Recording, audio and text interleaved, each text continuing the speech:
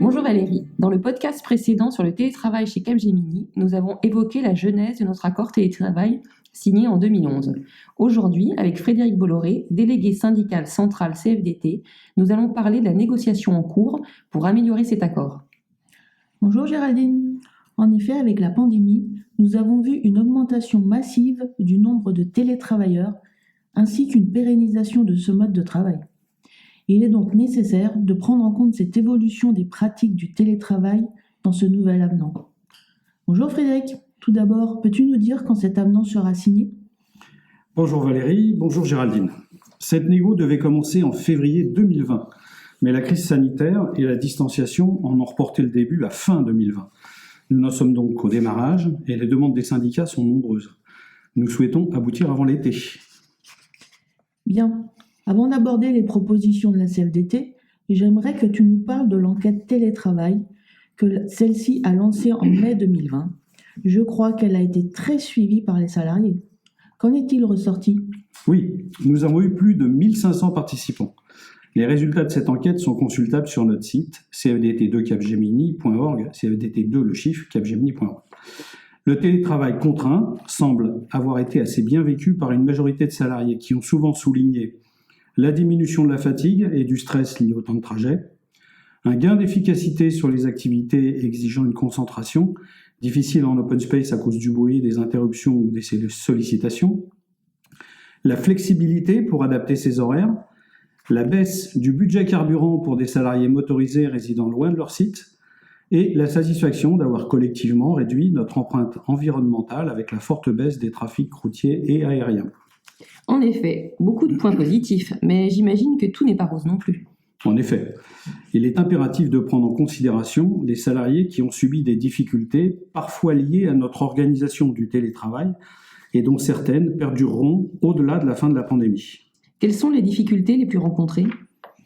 Les salariés ont le plus souvent regretté un poste de travail inadapté, source potentielle de troubles musculo-squelettiques, une fatigue visuelle et ou des douleurs cervicales dues aux petits écrans des PC portables, des douleurs auditives et physiques à cause de casques audio personnels, des dépassements d'horaires et réunions pendant les horaires de déjeuner, des difficultés à se connecter du travail et à s'octroyer des pauses. Mais dis-moi Frédéric, à cela s'additionnent d'autres difficultés si le travail est imposé et non choisi ?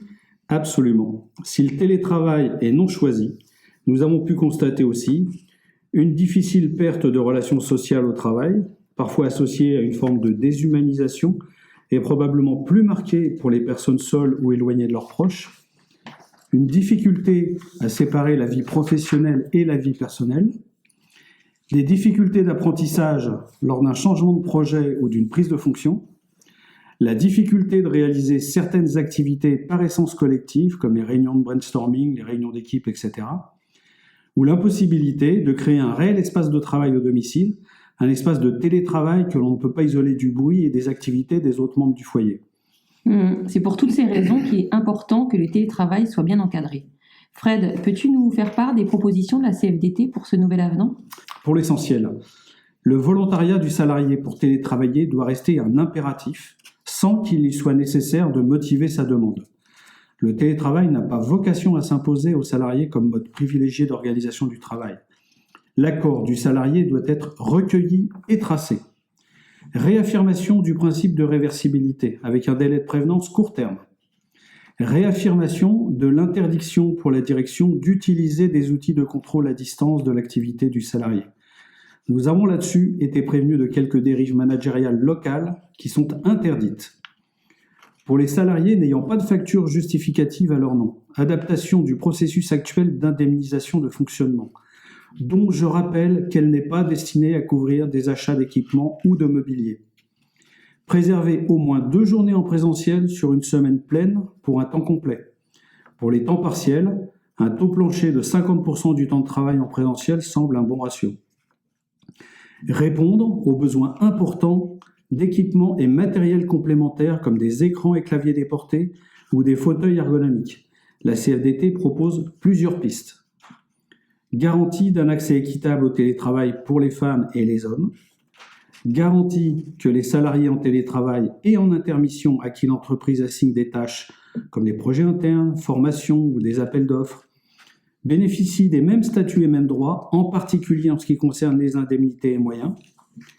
Possibilité de commencer et ou terminer sa journée en télétravail. Cette possibilité permettrait d'éviter les pics de trafic du matin ou du soir. Possibilité d'accéder à des tiers-lieux et ou espaces de coworking agréés. Dis-moi Fred, que signifie cette idée de tiers-lieu pour la CFDT ? La CFDT milite pour la création, avec d'autres entreprises, d'un réseau structuré de locaux aux environs des sites Capgemini pour accueillir en toute sécurité des salariés de diverses entreprises. Ces tiers-lieux apporteraient aux salariés un gain sur les temps de transport, une réduction de l'isolement social, des postes de travail fonctionnels et ergonomiques, des connexions performantes et sécurisées, et serait une solution de contournement parfaite pour des salariés ne pouvant disposer à leur domicile d'un environnement adapté au télétravail. Ah oui, en effet, ouais. Les tiers-lieux, c'est très novateur et profitable sur le plan social et écologique. Et c'est complètement en phase avec les engagements de campagne de la CFDT Capgemini en 2019 pour un meilleur respect de notre environnement et une amélioration des conditions de travail, enfin ici en l'occurrence de télétravail de nos collègues. Merci Frédéric, merci Valérie. On ne va malheureusement pas pouvoir détailler toutes les propositions de la CFDT, mais vous pouvez retrouver l'ensemble de ces propositions sur notre site cfdt2capgemini.org.